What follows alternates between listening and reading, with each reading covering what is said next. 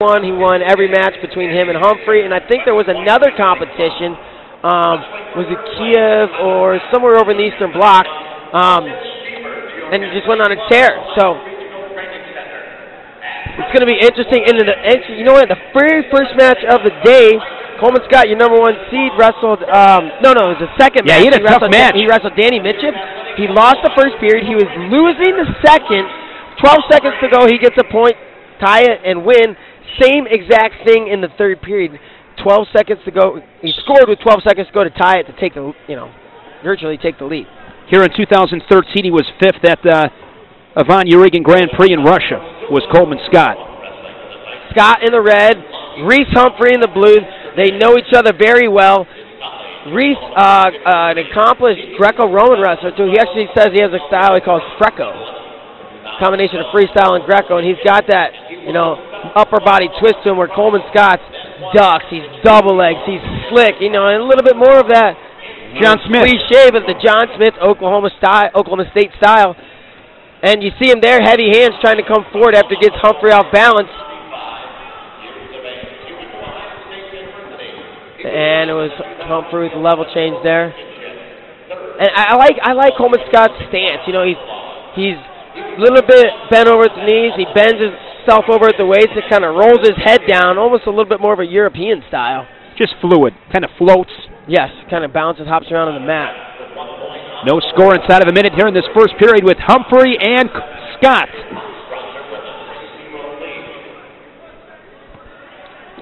Just hand fighting, head fighting, ear to ear right here. Nobody's taking a real serious scoring attack. Committed attempts, really. Nobody's gotten to the legs, and with under 20 seconds to go, maybe under 15 and 10, you're going to see that. Maybe a double from the outside by Scott. Humphrey says, "No, boy, not in my house." Jacks it up, brings it back up into the tie.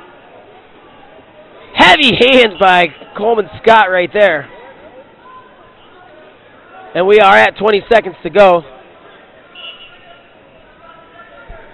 See if anybody's willing to take a risk here in short time in the first.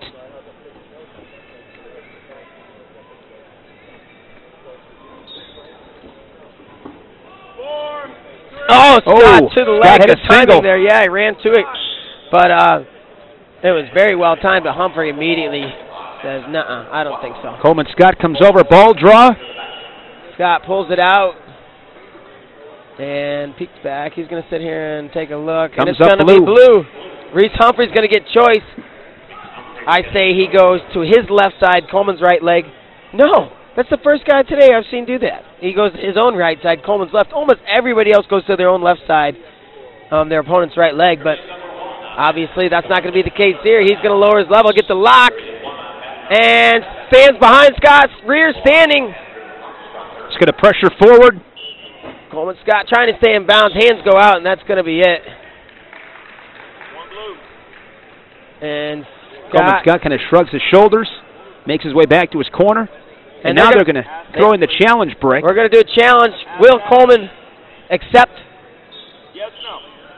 Yes? Okay, they're going to accept. Their wrestling was right there, so. And I don't want to be negative and but I know where that's going. But I know where that's going. I don't know where it's going. But you're talking about here's what I think about, Mark. Okay, you're talking about the highest level in our sport. There is so much at stake. These guys train countless hours, days, months, years. And the influence of a ball draw? Really? Really? I was just thinking of that. We might as well do MMA scoring. 10-9. You just say you think somebody won, because it's the flip of a coin. It's the draw of a ball, whatever you want to call it. I don't know. I don't. Just the influence that has, because I don't have the stats in front of me, but 90% is probably a pretty accurate guess. That comes up your color. I mean, we've seen guys win U.S. Open titles, World Team trials without scoring points in regulation. They're scored off the clinch. That's right. And second period underway here, but that's it's the way it is. They got to deal with it, so whatever. These guys adjust. That's they love to wrestle. They want to wrestle, so they're going to deal with it. I would expect here. Oh, level change. Coleman Scott really pick up the pace and the urgency right here. Haven't lost that first period. Now free-shot. Scott comes in forward, and Humphrey able to get himself out of the way. Humphrey takes that first period, so the challenge They didn't change it. What do you got? Withheld or upheld? Challenge denied by Coleman Scott's corner. First period goes to Reece Humphrey. We got 1:24 to go here in the second period. Humphrey and Coleman Scott, 60-kilogram U.S. Open, looking for the right to be the #1 seed at World Team Trials.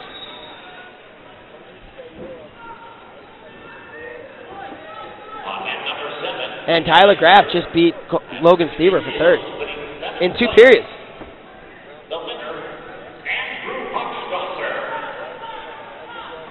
Inside of a minute, 50 seconds in the second period.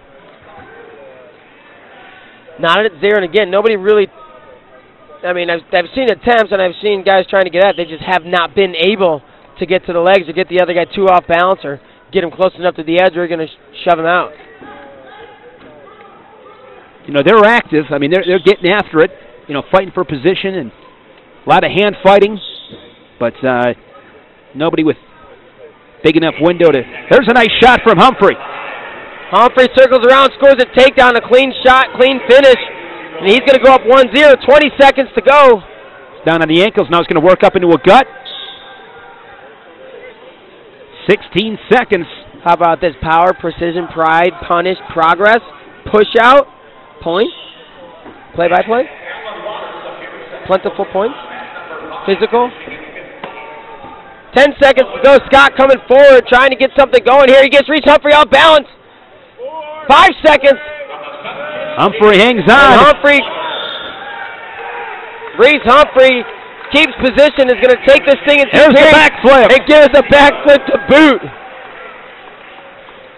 Scott shakes his hand. Comes to the center. 1-0, 1-0, and credit Humphrey. I mean, that was a slick shot. I mean, he didn't